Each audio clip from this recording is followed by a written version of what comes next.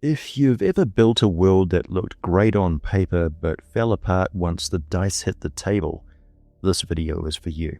Today we're talking about how to build campaign worlds that actually work in play by focusing on the scales that matter and ignoring the rest. By the end of this, you'll know what to build first, what to leave deliberately vague, and why doing things in the right order makes everything else easier at the table. So settle back, grab yourself a tasty beverage. It's time to get deeply nerdy. Most world-building advice fails in play.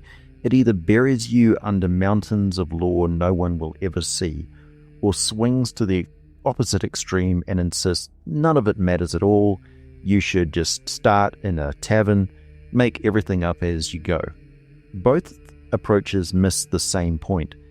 Good campaign worlds are not built to be admired, they're built to be experienced.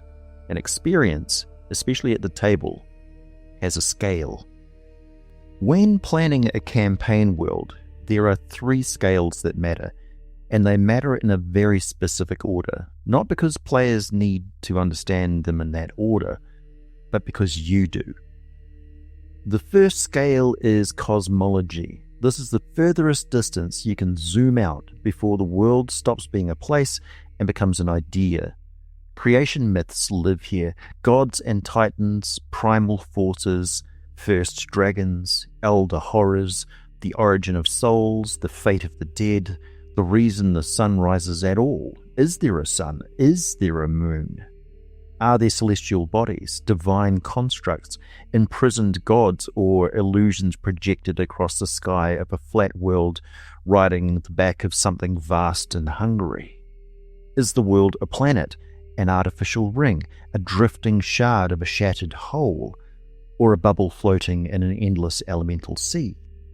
At this level, truth is optional, belief is not.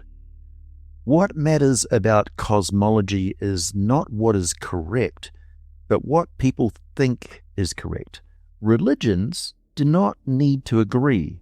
Scholars should argue. Cultists should be wrong in interesting ways. Even gods can lie, exaggerate, or simply not know the full story. Cosmology exists to give you, the game host, a consistent framework for why divine magic functions at all.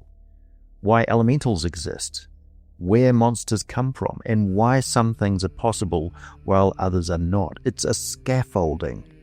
Your players may never encounter it directly, and that's not a failure. In practice, the more mysterious it remains, the better it tends to function. From there, you zoom in, and abstraction turns into consequence. This is the scale of the world itself. Whatever forces shaped creation, real or imagined, this is where they leave fingerprints. Continents exist because something made them. Oceans exist because something filled them or failed to drain them. Mountains rise because pressure, magic, divine intervention, or catastrophic war forced them upward. Perhaps there are no oceans at all, only endless desert and underground seas. Perhaps volcanism is constant because the world is young, unstable, or burning from the inside. Perhaps it is eerily absent because the planet is hollow, magically reinforced, or long since cooled into a dead shell kept habitable by sorcery. This is where fantasy stops being decorative and starts being mechanical. Climate matters here, ecology matters here, evolution, whether natural or magical, matters. Where minerals are found determines who grows wealthy and who goes to war. Scarcity drives innovation. Abundance breeds complacency. Trade routes form not because you want interesting lines on a map, but because people need things they cannot produce locally. Political borders emerged from geography long before ideology. Rivers create empires, mountains create isolation.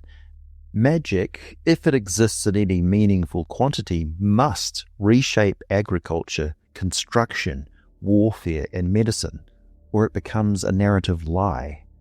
At this scale, you decide what makes your world unable to function as a generic fantasy backdrop. Remove it, replace it with another map, and everything should break. If it doesn't, you haven't gone deep enough yet. Only after this do you zoom in again and finally arrive at the scale, the only scale, your players truly care about: the characters. From the player's point of view, the cosmology is a rumor, and the world map is a story told by merchants and drunkards. What matters is how all of that shapes your character's daily reality. Why does this town exist here and not somewhere safer? Why is this god worshipped openly while another is banned? Why is magic feared, or taxed, regulated, monopolized, or ignored? What does a cleric actually do in this society? Who taught the wizard their spells? Why was this knowledge available at all? What laws are enforced? Which ones are performative? And which ones only apply if you are poor? This is where class stops being a mechanical choice and becomes a cultural one. This is where race or species stops being cosmetic and starts affecting social standing, opportunity, and expectation. This is where the world's history appears not as dates, but as ruins on the edge of town, old grudges, strange festivals, and traditions nobody remembers the origin of anymore. For the Dungeon Master, this scale demands restraint. Players do not need lectures on the origins of the planes. They need to know why the innkeeper won't serve dwarves after sundown. They need to know why the local militia carries silvered weapons, why the shrine has been boarded up, and why nobody farms the land east of the river. The larger scales exist to make these details feel inevitable rather than arbitrary. To make this less abstract, let's look at what these scales actually do when you change them, and how violently different campaigns can feel without meaningfully changing the rules engine at all. First, imagine a setting that, on the surface, still supports every familiar fantasy assumption. Clerics heal, warlocks bargain, wizards study, angels descend, demons crawl out of places best left sealed. But at the cosmology level, the truth is very different. The world is artificial. Not metaphorically, literally, it is a constructed environment, an engineered habitat built around a long-dead stellar core. What people call magic is not supernatural in origin. It is omnipresent nanotechnology infrastructure, seeded into the environment so thoroughly that it permeates air, water, flesh, and stone. Spells are not violations of physics, they are requests. The weave is not mystical, it is a planetary operating system. Divine power, meanwhile, is not granted by gods. It is psionic, the collective mental output of millions of sapient minds. Resonating through this system creates vast emergent intelligences, phrenic entities. Some stable, some fractured, some ancient, some born last year in the middle of a war, famine, or mass pilgrimage. These entities can answer prayers, they can empower champions, they can manifest avatars, not because they are gods, but because the network routes belief into structure. From the world scale, this reframes everything without breaking anything. Temples are interface complexes, holy sites are processing nexuses.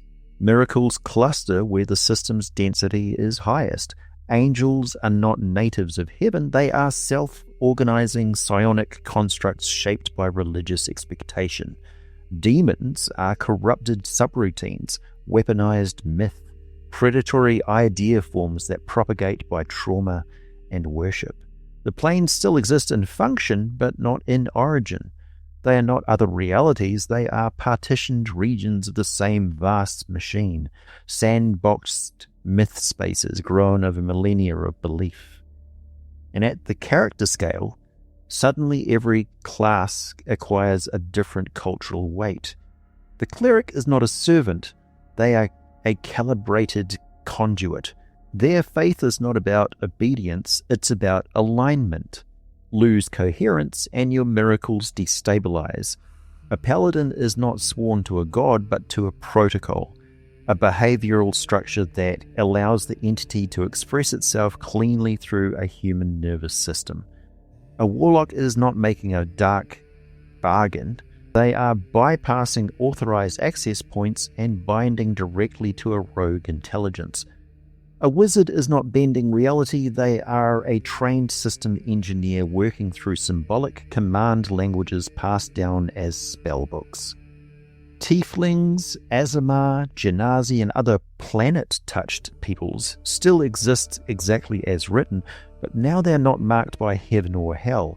They are the descendants of prolonged exposure, bloodlines altered by persistent resonance fields, inherited interface compatibility made flesh. Nothing mechanical has changed, but the experience at the table is unrecognizable. Churches behave like corporations, holy wars are bandwidth wars, relics are not sacred because of who touched them, but because of what they still contain. And every time a player casts a spell, the unspoken question is no longer, which god hears this, but what system just noticed me? Now contrast that with a second world that goes in the opposite philosophical direction. In this setting, the cosmology is not artificial, it is singular. The world is a god. Not one god among many, not a creator who left. The planet itself is a living, dreaming, continental-scale divine organism. Its mantle is muscle, its oceans are circulation, its magnetic field is cognition.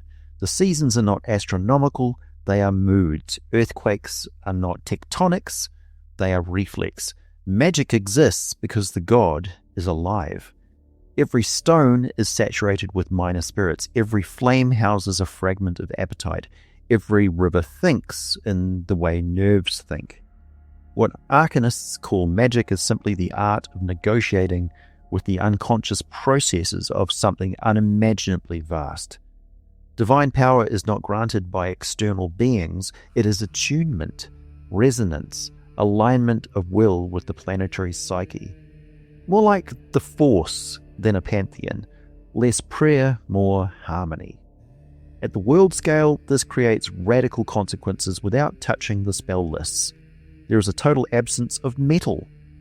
None has ever formed. The god's body does not produce it. Instead, technology grows. Cities are built from alchemically hardened woods, volcanic glasses, living ceramics, woven crystal, cured resins, fungal concretes, bone-like composites, and organic plastics harvested from secretions and deep reef growths.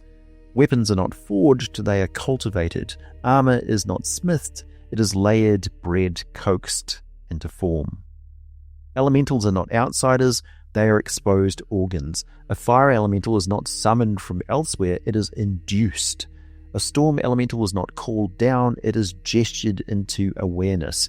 Even undead fit without friction. Necromancy is not the theft of souls from a distant afterlife. It's interface with the world god's recycling systems. And at the character scale, life feels profoundly different. A druid is not a nature priest, they are a conversationalist, a trained listener, a person who knows how to speak to bone and get an answer. A cleric is not devoted to a god, they are devoted to a region of the god. A valley cleric, a reef cleric, a mantle cleric. Their miracles express not commandments, but local temperament. A paladin's oath is not moral, it is immunological. They are the antibody. A wizard's spellbook is not a catalogue of formulae, but a vast field journal of successful interactions. Even something as simple as a city wall now carries narrative weight. It's not a barrier built against the world, it is a callus, a negotiated thickening of skin. Graveyards are not places where the dead are kept, they are places where they are returned carefully, with ritual that prevents rejection. Again, nothing in the rulebook has to move. Angels can still appear, devils can still bargain, resurrection still functions, but what those things are, culturally and philosophically, has been completely rewritten by decisions made at the highest scale. and that is the point. Neither of these worlds starts with towns, neither starts with factions, neither starts with maps. They start with a single cosmological truth. Everything else flows downward. Geography becomes consequence, culture becomes adaptation, character becomes position within that structure. Your players do not need to be told any of this.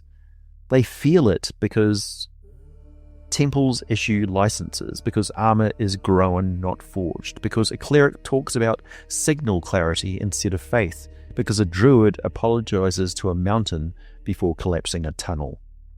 When done correctly, the cosmology informs the world shapes societies, and societies shape the lives of individuals. Players encounter the setting through consequences, not exposition. They learn what matters because it affects their goals, their safety, their resources, and their sense of identity within the world. That is the balance of world building. Build wide so your setting is consistent. Build deep so it feels real. Then only show what the characters would reasonably see, care about, and question. Everything else exists to support the illusion, quietly and patiently until the moment it finally matters. My name is AJ Pickett. Thanks for listening, and as always, I'll be back with more for you very soon.